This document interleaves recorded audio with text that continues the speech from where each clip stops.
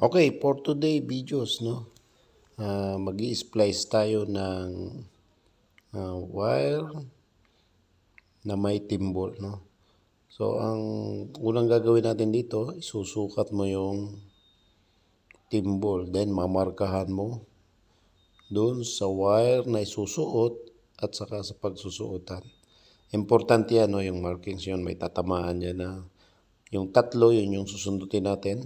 Yung isa naman, yan yung kukunin natin para ipasok. Yan yung unang ipapasok, no? Paano natin siya kukunin, guys? So, makikita nyo naman dito sa gagawin ko paano siya kukunin, no? Siyempre, 6 yan. Kung titingnan mo dun sa dulo niyan, mahirap. So, ang gawin nyo, sundutin nyo yung mismong minarkahan. Then, ititwist nyo yung inyong ginamit na spike papunta dun sa dulo. So, para malocate mo lang, ang purpose niyan, para malocate mo kung siya talaga yung wire na yun, no? Then, kakalas yan. Tapos, saka nyo ngayon, tatanggalin yan, no? Tingnan sa dulo. So, importante yan yung procedure na yan, no? Okay, yun. Then, tanggalin mo siya. So, kasi bakit minarkahan, no? Kasi yun yung pinakamalapit na wire, no? Sa pagmamarka, importante yun, no? May technique din yun. Yun yung pagka sinuot mo, yung kanyang bilog ng timbol mo na sinukat, sakto yun. Okay, then yung tatlo namang may guhit, yan yung susundutin, no? So, ang tawag ko dito ay 3-2-2. Pagka international ang gagamitin natin, no? So, ngayon, international 3-2-2. So, ibig sabihin, iba rin pag Japanese, no?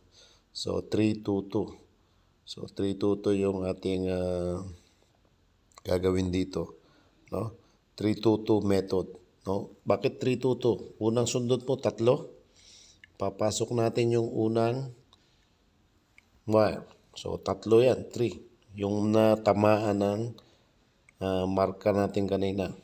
Okay? Then, sunod yan, pagka nahila mo, no? Dapat hindi sagad, no? Nakakawang muna. Susundot ka uli ng kukunin mo yung sunod na ipapasok mo. Yun, no? Ginuhitan ko. So, mayroon ka pang 5 natitira. No? 5 pa yung natitira mo. So, ganyan po ang gumagawa ng timbol, no? Hindi yung sundot ka lang ng sundot, no? Marcation is the key. Kailangan talaga mamarkahan mo yan, no? So, tingnan natin mamaya kung ayos ba itong pagkakasukat natin. Okay, pag nakuha mo na yung ipapasok, susundot na tayo ng 2.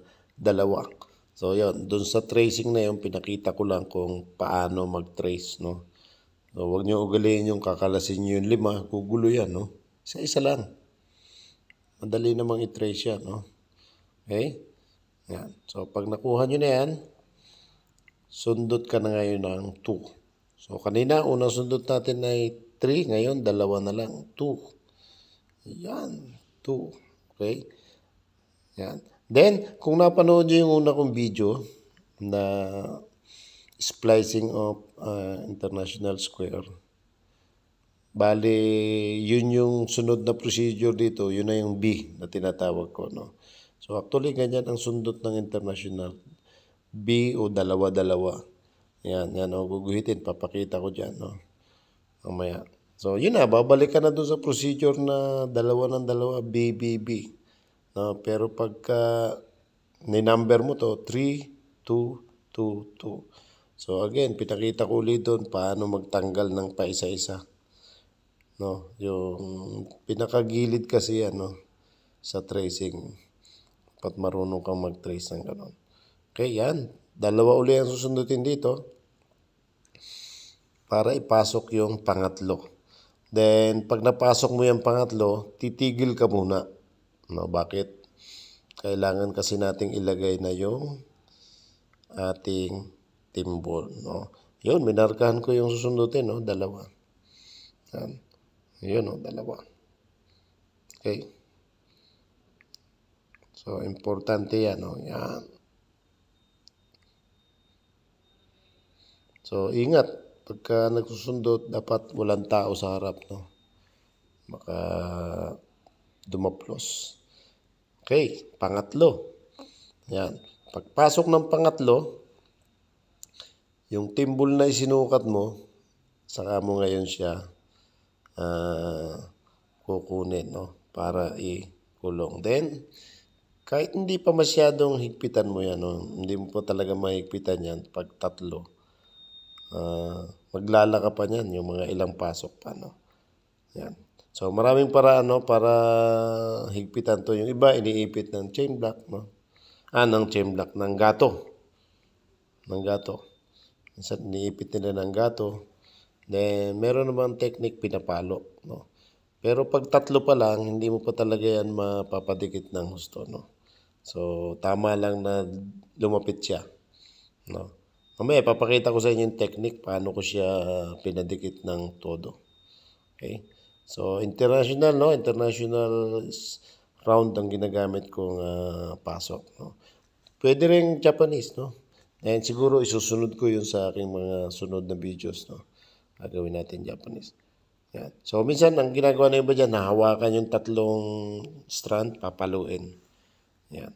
So, ako naman, ganito lang. Ginamit ko lang kasi dito, screwdriver. Yan. Para padikitin. Okay? So, mamaya pa yan makikita nyo yung pinakadikit niya, no? So, magpapasok pa tayo ng ilan para dumikit talaga siya. Okay? So, tatlo na lang yung naiwan. So, ganun lang yan. Dalawa ng dalawang pasok. No?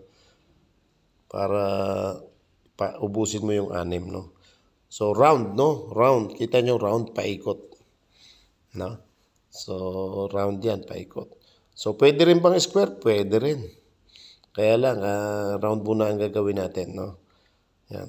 Pwede rin bang Japanese? Pwede rin. So, ngayon, pag Japanese, hindi ganyan, no? 3, 2, 1, 1, 1 dapat. Puro 1. So, itong international round, 3, 2, 2, 2. Yan. So, ito, pang-apat na to. Yan, pang-apat na yung ipapasok natin dyan. Okay? Yan na, pang-apat. Yan. Okay, dalawa pa rin yung susundutin natin, no? Yan. So, hila. Pagkahila niyan, pwede na nating higpitan siguro yan, no? Yan.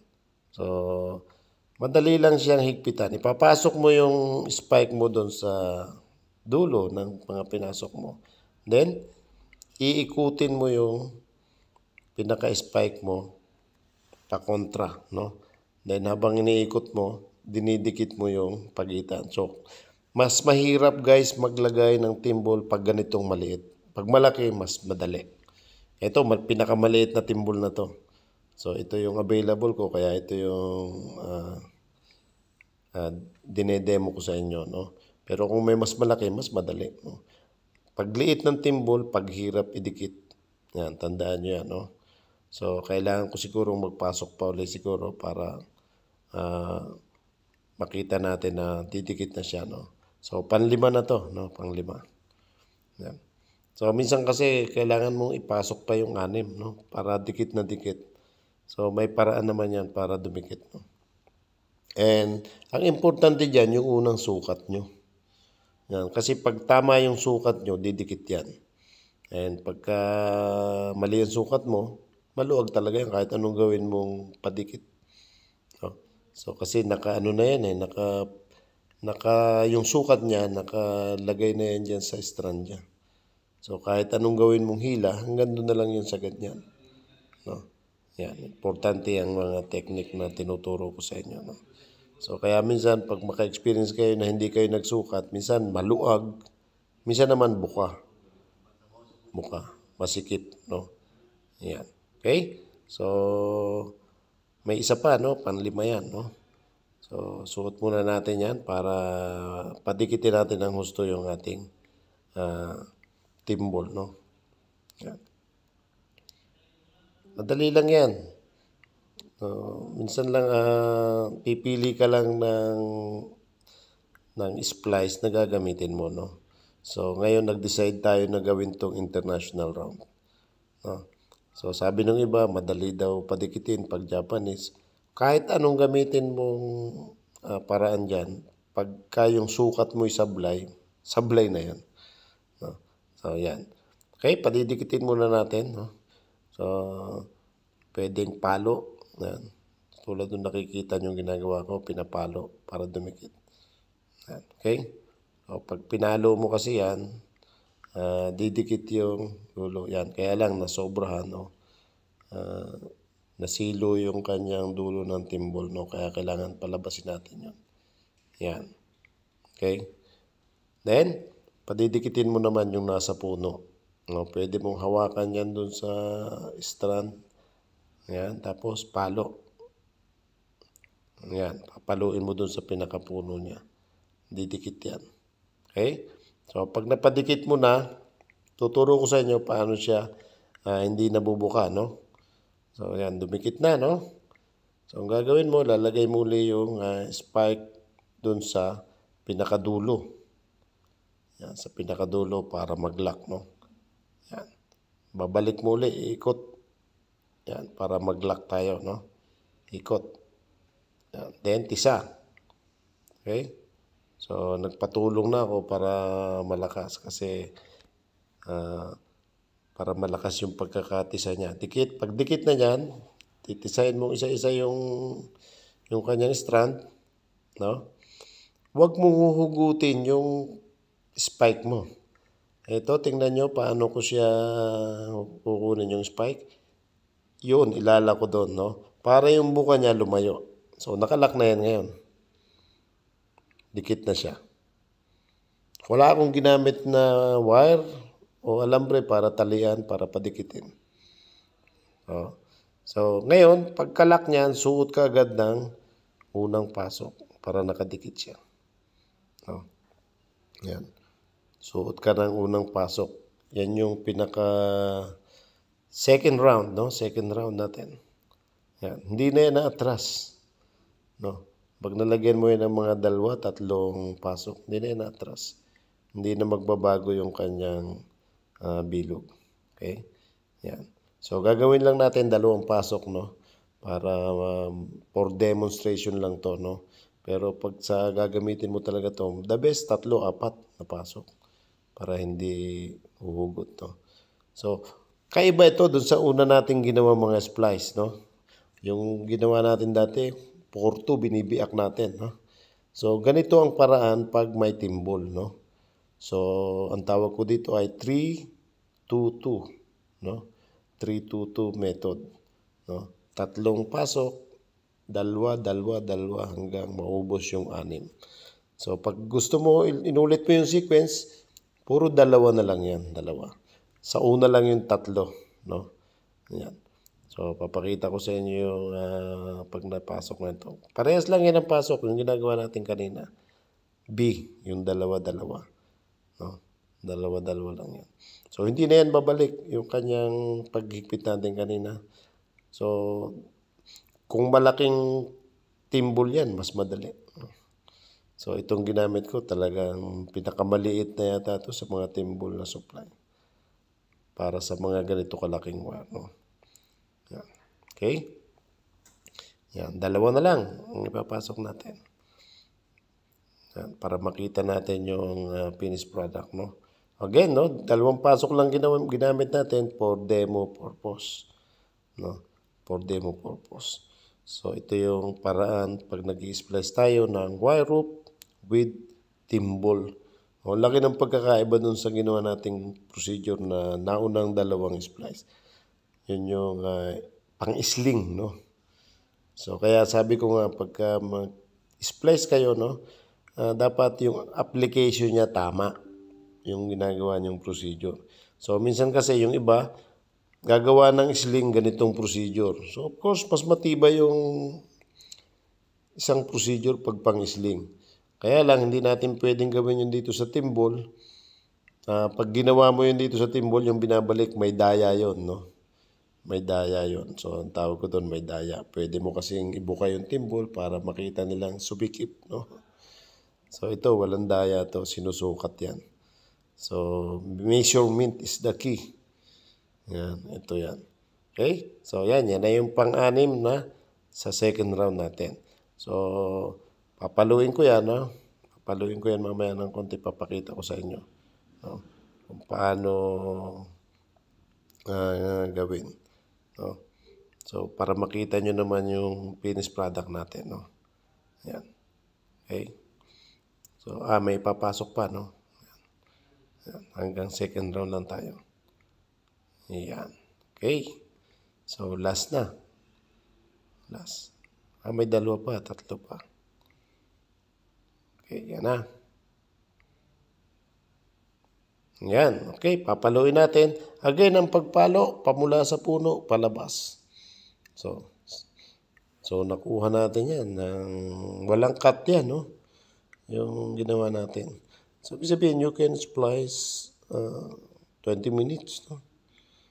So, kung medyo may time ka, mas mapapaganda mo pa yan. So, putulan natin. Tanggal na yung laman, no? Wala na yung bearing, no? Yung laman yan. Okay? Yan. Okay. Putulan natin. So, ginamit ko lang dyan, sinsil, no? Para hindi na ako gumamit ng mga ibang cutting device. Yung iba, ginagamitan ng cutting disc, no? Ito, sinsil lang. Pagka ganyan kaliliit, mga 1-2 palo, putol na yan. No? Yan. Okay, so nalagyan na natin ng timbol yung eye, no? So normal ito ginagamit to sa mga dulo na sa may gangway, yan, may gangway, yung dulo ng crane, yan, may mga timbol yan, no? Yan. So para protected yung eye.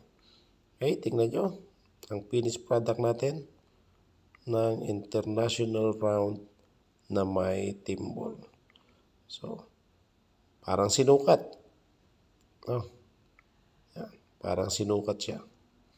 Sinukat talaga.